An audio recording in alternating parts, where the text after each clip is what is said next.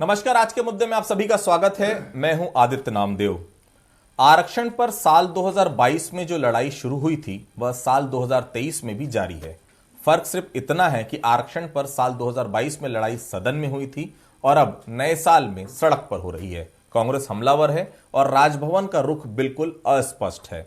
आज भी महारैली के बाद कांग्रेस प्रतिनिधिमंडल को जो जवाब मिला वह जवाब आस नहीं थी जिस प्रकार से जवाब राजभवन से आया। इसके पहले राजभवन को लेकर महारैली में जमकर घमासान भी मचा। कांग्रेस के तमाम दिग्गजों ने सिलसिलेवार तरीके से राज्यपाल और राजभवन के रुख पर तल्खी भी दिखाई। साफ है कि आरक्षण पर आक्रोश, महारैली और मुलाकात का निकट भविष्य में तो कोई अंजाम निकलता नहीं दिख रहा है। ऐसे में आरक्षण का पेंच कांग्रेस के लिए चुनावी साल में जी का जंजाल बनता जा रहा है। इस पूरे विषय पर क्या कुछ कहा पक्ष और विपक्ष ने, चलिए पहले आपको सुनवाते हैं। भारतीय जनता पार्टी राजभवन राजनीतिक अखाड़ा बना कर रखे और ये जन अधिकार आप ला मिलना चाहिए वो में रुकावट डाले काम करा थे। 2 दिसंबर के आरक्षण बिल पारित हुई तो कानून से बाहर जाके कोई काम नहीं करे। 2 दिसंबर के आरक्षण विधानसभा प्रस्ताव पारित करें, आज 3 जनवरी हो गए, महीना बदल गए, साल बदल गए। पत्रकार मन पूछिस के राज्यपाल दस्तखत नहीं करे तो क्या करबे। मैं कह जनता से बड़े कोई नहीं हुए लोकतंत्र में। आज फिर वही मुद्दा उठाया गया। सरकार असफल रही है बताने में, क्वांटिफाइबल जो आंकड़े हैं उसको देने में असफल रही है।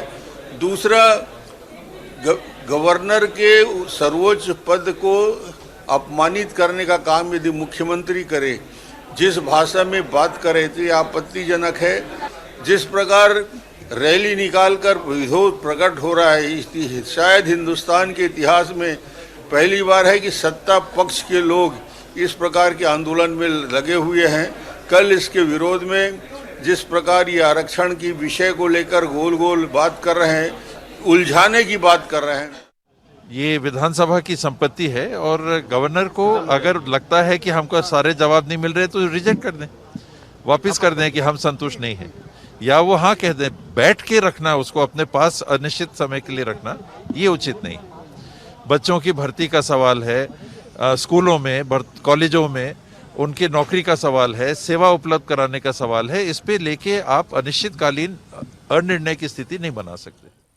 तो आपने सुना क्या कुछ कह रही है सरकार और क्या कह रहा है विपक्ष। लेकिन सवाल सबसे बड़ा यही है, इस सब तमाम विरोध प्रदर्शन के दौर में आज कांग्रेस ने महारैली निकाली। कल भारतीय जनता पार्टी अंबेडकर की प्रतिमा के सामने सांसद और विधायक सब विरोध प्रदर्शन करेंगे। लेकिन क्या केवल राजनीति ही होना इस विषय में? कोई हल नहीं हो सकता, कोई पटाक्षेप नहीं हो सकता? फिलहाल पूरा छत्तीसगढ़ पक्ष और विपक्ष दोनों को देख रहा है कि क्या दोनों ही दल किसी बात पर एक राय नहीं हो सकते। आरक्षण का अगर जिन बाहर आया है, नुकसान हो रहा है आदिवासियों को, क्या दोनों दल मिलकर कोई बीच का रास्ता नहीं निकाल सकते? क्यों आखिर घमासान मचा हुआ है? हमारे साथ बातचीत करने के लिए 3 बेहद खास मेहमान मौजूद हैं। हमारे साथ अमित श्रीवास्तव जी मौजूद हैं, कांग्रेस के वरिष्ठ नेता प्रवक्ता, बहुत स्वागत करता हूं उनका। हमारे साथ नवीन मार्कंडे जी हैं, पूर्व विधायक है भारतीय जनता पार्टी से, वरिष्ठ नेता है बीजेपी के, बहुत स्वागत करता हूं उनका। हमारे साथ डॉक्टर अजय चंद्राकर साहब हैं, संविधान के बहुत जानकार हैं और निश्चित तौर पर उनसे बेहतर इसमें कोई राय नहीं दे सकता। मैं सबसे पहले डॉक्टर अजय चंद्राकर साहब के पास ही चलता हूं। चंद्राकर साहब, मुलाकात के बाद मोहम्मद अकबर ने बयान दिया है और ये कहा है कि राज्यपाल ने कहा कि 44 ज्ञापन आए हैं, मैं उस पर विचार करूंगी, फिर कोई फैसला लूंगी। टालम टोल चल रहा है पूरे मामले पर। निष्पक्ष आकलन क्या कहता है? क्या केवल और केवल इस विषय पर, चाहे कांग्रेस हो या बीजेपी, केवल राजनीति कर रहे हैं? चंद्राकर साहब। बिल्कुल आदित्य जी, महामहिम राज्यपाल के पास 44 ज्ञापन आए या फिर नॉन काउंटेबल ज्ञापन आए, अगर विधानसभा से विधेयक पारित हो गया है तो उन विज्ञापनों का या फिर उन डेलीगेशन के एडवाइस का महत्व नहीं रह जाता। देखिए, महामहिम राज्यपाल जी को हर पाक्षिक रूप से राष्ट्रपति जी को राज्य के गतिविधियों के ऊपर जानकारी या प्रतिवेदन भेजना पड़ता है, जिसके ऊपर यहाँ छत्तीसगढ़ में चर्चा नहीं हो रही। दूसरी बात यह है कि चाहे इकबाल नारायण जैसे बड़े विशेषज्ञ की हम चर्चा करें, या फिर डॉक्टर अंबेडकर का जैसा कल नेता प्रतिपक्ष या फिर अन्य जो प्रतिपक्ष के जो नेता हैं वो उनके मूर्ति के सामने बैठने वाले हैं। लेकिन डॉक्टर अंबेडकर साहब स्वयं संविधान सभा में क्या बोले थे? उनका कहना था, मैं डॉक्टर अंबेडकर को ही कोट करना चाहूँगा, कि राज्यपाल को स्वयं शक्ति प्राप्त नहीं होगी। उनका यह कर्तव्य होगा कि वह महत्वपूर्ण मामलों के संबंध में मंत्रिमंडल को उचित सलाह दे और सलाह ले। ये संवैधानिक चीजें व्यवस्था में कॉन्स्टिट्यूशन के हिसाब से। आगे डॉक्टर अंबेडकर जी कहते हैं, ऐसा कार्य राज्यपाल किसी दल के प्रतिनिधि के रूप में नहीं वरन संपूर्ण जनता के प्रतिनिधि के रूप में करेगा, जिससे कि राज्य में निष्पक्ष, विशुद्ध और कुशल प्रशासन की स्थापना हो। मैं एक जजमेंट को शेयर करना चाहूंगा आदित्य जी, क्योंकि समय ही वही है। ये है सुनील कुमार बोस बना मुख्य सचिव पश्चिम बंगाल के विवाद में कोलकाता के हाई कोर्ट का जो डिसीजन है, वर्तमान संविधान में राज्यपाल मंत्रियों की सलाह के बिना कोई भी कार्य नहीं कर सकता। इसकी स्वविवेक या व्यक्तिगत रूप से कार्य करने की शक्ति को छीन लिया गया है, इसलिए उसे अपने मंत्रियों की सलाह से ही कार्य करनी चाहिए। तो यहाँ पर विधेयक पारित हो गया है। आपको जो भी अनुच्छेद 168, 200 अन्य अनुच्छेदों के ऊपर खूब चर्चा हो चुकी है, लेकिन पहले चौथे आम चुनाव के पहले आदित्य जी, राज्यपाल के पद को अभी तक लोकतंत्र के लोग बाग 4 स्तंभ की बात करते हैं, 5वां स्तंभ कहा जाता था, लेकिन वो 5वां स्तंभ को धीरे धीरे खत्म कर दिया गया और उसमें यह कहा गया कि राज्यपाल का पद प्रतिष्ठित पद है, परम श्रेष्ठ है, सामाजिक संस्था और एक वैधानिक आवश्यकता है। लेकिन इसका यह मतलब नहीं है कि कोई डेलीगेशन नहीं। डेलीगेशन के सुझाव को आप संवैधानिक रूप से मंत्रिमंडल के सदस्यों के साथ, मुख्यमंत्री जी के साथ उसके ऊपर चर्चा कर सकते हैं। और महामहिम को लगता है कि उनके सुझाव, डेलीगेशन के सुझाव उचित हैं, तो उसको विधेयक को भेजने के बाद ही वो प्रक्रिया बढ़ सकती है। यहाँ शुद्ध राजनीति हो रहा है और भारत में विवादों का दौर रहा है आदित्य जी। बहुत सारे राज्य, चाहे 2014 में जब माननीय प्रधानमंत्री मोदी जी आए तो अनेक राज्यों के राज्यपालों को हटाया गया, नेहरू जी से लेकर के वर्तमान समय तक ये विवाद का विषय रहा है। और इसीलिए पार्लियामेंट में कई बार बहस होती है कि क्या अब पुनः संविधान में कुछ संशोधन की आवश्यकता है और कुछ पदों को समाप्त करने की आवश्यकता है, क्योंकि जनता की आवाज परमात्मा की आवाज है और जनता का हित सर्वोपरि है। आदित्य जी नवीन जी, ये क्वांटिफाइबल डाटा नहीं दिया, आप लोग लगातार आरोप लगाते रहे। आज मोहम्मद अकबर ने राजभवन से निकलने के बाद बेहद साफ कह दिया है कि हमने क्वांटिफाइबल डाटा दिया है। अब क्या है भारतीय जनता पार्टी का रुख? क्योंकि पहले आप लोग यही कहते थे कि वो आयोग की रिपोर्ट तो आप लाइए, उसके बाद आप आरक्षण पर डिसाइड करिए। अब जब वो रिपोर्ट दे दी है भाई साहब, तो आगे का क्या? अब कोई और चीज बची है नवीन जी? देखिए आदित्य जी, ये जो राजनीतिक खेल जो हो रहा है, ये राजनीतिक खेल मुख्यमंत्री भूपेश बघेल और पूरे मंत्रिमंडल ही इस पूरा खेल की रचना कर रहे हैं।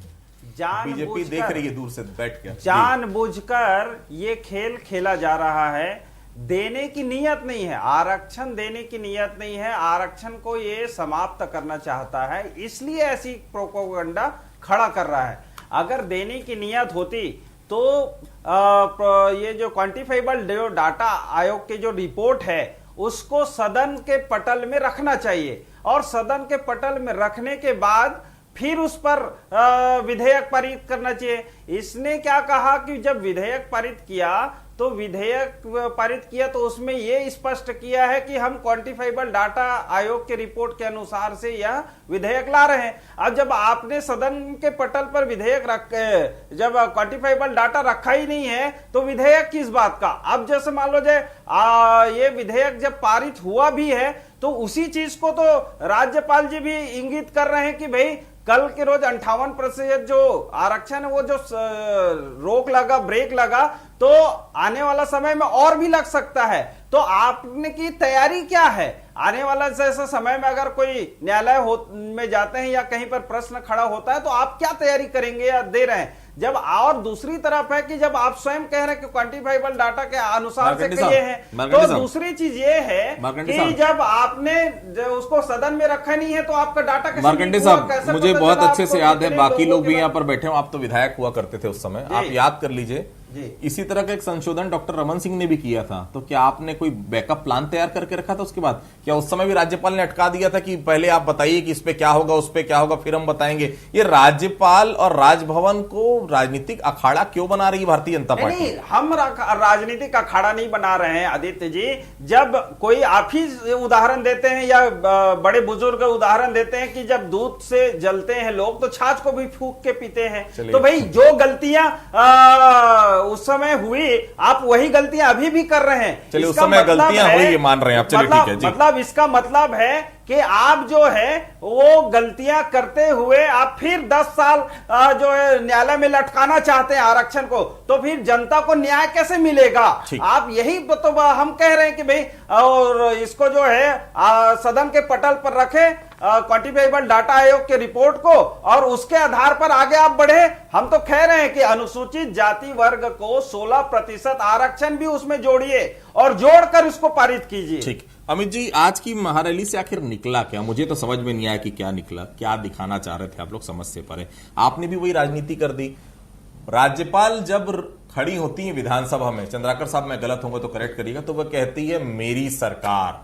आपके तमाम मंत्रियों को, मुख्यमंत्रियों को किसने शपथ दिलाई? राज्यपाल ने शपथ दिलाई। सरकार किसकी? आप अपनी ही सरकार, जो आपकी सरकार विधानसभा में पारित कर रही है, वही सरकार सड़क पर उतर आ रही है। ये क्या मैसेज क्या देना चाह रहे हैं अमित जी? क्लियर मुझे नहीं हो पा रहा, कुछ समझाने की कोशिश करेंगे। देखिए, जिस प्रकार से आज छत्तीसगढ़ में आज जो रैली थी, मैं आपको बता दूं, बीजेपी की आरक्षण जो विरोधी नीतियों के खिलाफ जो जन समूह, जो जन सैलाब आज आया था, वो ये बताता है कि लगातार ये उनकी अस्तित्व की लड़ाई है और उनकी अस्मिता की लड़ाई है, और उनकी अस्तित्व और अस्मिता की लड़ाई में कांग्रेस पुरजोर तरीके से उनके साथ खड़ी है। आपने ठीक कहा कि जब राज्यपाल जी आती हैं और उनका अभिभाषण होता है तो वो कहती हैं मेरी सरकार। लेकिन आपको मैं बता दूं कि जब मुख्यमंत्री जी से वो मिली थी, जब मुख्यमंत्री जी ने भी इस बात को कहा है कि उन्होंने कहा था विधेयक लाइए, मैं उससे तुरंत साइन करूंगी। और उसके बाद जब हमारे 5 वरिष्ठ मंत्री उनके पास गए तो उन्होंने कहा कि मेरा लॉ ऑफिसर अभी है नहीं, वो अभी तक मैं वेट कर रही थी और अभी वो चला गया, कल मैं सुबह कर दूंगी। और आज हमारे वो 5 वरिष्ठ मंत्री ने भी इस रैली में बताया कि हम दूसरे दिन इंतजार ही करते रहे। तो उसके बाद उनका ये कहना कि मैं लॉ ऑफिसर से पूछ के अभिमत लेके करूंगी, तो मैं आपको बता दूं कि सरकार ने सभी संवैधानिक पहलुओं की और पड़ताल और तथ्यात्मक निराकरण के बाद ही विधि विशेषज्ञों से अभिमत लेने के बाद, अध्ययन करने के बाद उस विधेयक को लाया था। लेकिन अगर महामहिम जी, जो हमारे संवैधानिक प्रमुख होती हैं, अगर उन्होंने कहा था कि मैं साइन कर दूंगी, तो मुझे आज 32 दिन हो गए उसको रोकना। और उसके बाद जिस प्रकार से मैं आपके माध्यम से कहना चाहता हूं कि जिस दिन हमारे मंत्रीगण गए थे, उसके बाद दूसरे दिन पूर्व मुख्यमंत्री जी का ट्वीट करना, उसके बाद वो एज इट इज उस विज्ञप्ति का भाजपा कार्यालय से जारी होना, ये बताता है कि कहीं ना कहीं एकात्म परिसर का प्रेशर तो है। अमित जी, क्या उस समय जब राज्यपाल से आप लोगों ने चर्चा की होगी इस तमाम आरक्षण बिल को लेकर, आरक्षण संशोधन बिल को लेकर, तो क्या उस समय बताया था राज्यपाल को कि हम भाई केवल एसटी का नहीं बढ़ा रहे हैं, हम तो ओबीसी का भी बढ़ा रहे हैं, हम तो ईडब्ल्यूएस का कम भी कर रहे हैं? इस प्रकार की जानकारी तो आपने राजभवन, जो कि राजभवन की तरफ से जो जानकारी आ रही है, आपने केवल इसी बात पर उनको भरोसे पे लिया था कि आप आदिवासियों का जो आरक्षण कम हुआ उसको आप बढ़ा रहे हैं, बाकी जो बढ़ा कम हुआ ये सब की जानकारी आपने नहीं दी थी अमित जी उनको? देखिए, मैं आपके माध्यम से बता दूं कि आज सबसे ज्यादा नुकसान छत्तीसगढ़ के बच्चों का हो रहा है, और उनके हक और अधिकार की लड़ाई के लिए जिस प्रकार से मैंने कहा ना, आज जो जन सैलाब आया था, नुकसान सभी को हो रहा है। मुझे लगता है अविलंब उस पर सिग्नेचर होना चाहिए। और अगर आर्टिकल, अभी हमारे सर बैठे हैं चंद्राकर सर, वो जानते हैं कि आर्टिकल 200 में क्या प्रावधान होता है। अगर आर्टिकल 200 पढ़ लिया गया होता तो मुझे लगता है कि इतने दिन रुकने की, 32 दिनों की आवश्यकता ही नहीं पड़ती। लेकिन मैं फिर आपके माध्यम से कह दूं कि अब महामहिम जी को अविलंब उस पर हस्ताक्षर कर देना चाहिए। अनावश्यक देरी से सभी वर्गों को नुकसान हो रहा है। ठीक है, मार्कंडे साहब, आज का प्रदर्शन हमने कांग्रेस का देखा, कल अंबेडकर की मूर्ति के सामने आपका प्रदर्शन देखेंगे। ये आदिवासी हित से हटकर केवल राजनीति के अलावा कोई हल है इसका? क्या आप भी विधायक रहे, कोई पटाक्षेप होगा इसका कि आप आज धरना देंगे, कल वो धरना देंगे, परसों वो राज्यपाल के खिलाफ धरना देंगे, आप नरसों सरकार खिलाफ देंगे, पता चला ये धरना प्रदर्शन यहां छोड़कर दिल्ली में करेंगे, दोनों के दोनों पक्ष और विपक्ष। इसका पटाक्षेप और हल क्या है मार्कंडे साहब? देखिए नामदेव जी, आप स्पष्ट देख रहे हैं भाई, जब किसी मरीज को हॉस्पिटल लेके जाते हैं तो मरीज डॉक्टर का इलाज नहीं करता, डॉक्टर मरीज का इलाज करता है। आज अगर जनता की आवश्यकता है, सभी वर्गों को उसके अधिकार की आवश्यकता है, आरक्षण की आवश्यकता है, तो उसको कोई विपक्ष या जनता उसको पूरा नहीं कर सकता, वो मांग कर सकता है। पूरा करने का अधिकार किसको है? सत्ता पक्ष को है। तो सत्ता पक्ष अपने आप तरीका बता दीजिए। हम तो वही कह रहे हैं ना कि भाई आपने जो दिया है उसमें अनुसूचित जाति वर्ग का 16% कीजिए। दूसरे तरफ है कि आप क्वांटिफाइबल डाटा आयोग की रिपोर्ट को सदन पर रखिए। और तीसरे बात यह है कि उसके आधार पर जो राज्यपाल जी, महामहिम जी ने जो आशंका व्यक्त की है कि आप जो न्यायालय में क्या जवाब देंगे, सरकार की क्या तैयारी है, तो आप उसके आधार पर आप न्यायालय जाएंगे। तो आप इतनी बातें को कर लीजिए तो हो गया, फिर और क्या? जी डर रही है सरकार क्वांटिफाइबल डेटा को सदन में रखने से, क्यों नहीं रख पा रहे हैं आप लोग? नवीन मार्कंडे जी बार बार रख दीजिए भाई रिपोर्ट, क्या दिक्कत है उसमें? देखिए, मैंने आपको जैसा बताया कि लगातार विधानसभा में जो विधेयक पास होता है, मुझे ऐसा लगता है लॉ ऑफिसर उससे बड़ा नहीं होता।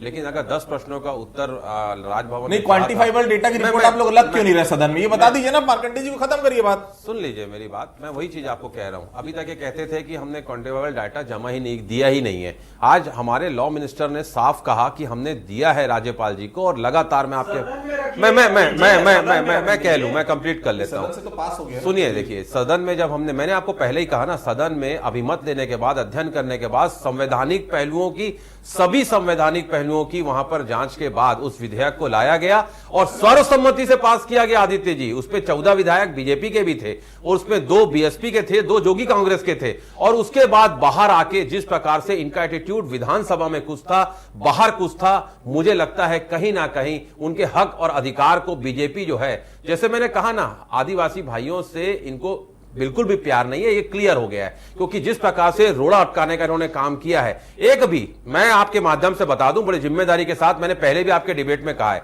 इनका एक भी भाजपा का नेता नवीन मार्कंडे जी को छोड़ के राजभवन जाके राज्यपाल जी को नहीं, उन्होंने कहा कि आप इस पे साइन कर दीजिए। अब ये क्यों गए थे ये आप बेहतर जानते हैं, और ये प्रश्न आपने स्वतः ही उठाया था आदित्य जी पिछले बार। लेकिन पूछ लीजिए कि वो साइन करवाने गए थे कि साइन करने से रोकने के लिए गए थे, पूछ लीजिए। बेहतर जानते हैं, मैं उस पर कहना कुछ नहीं चाहता।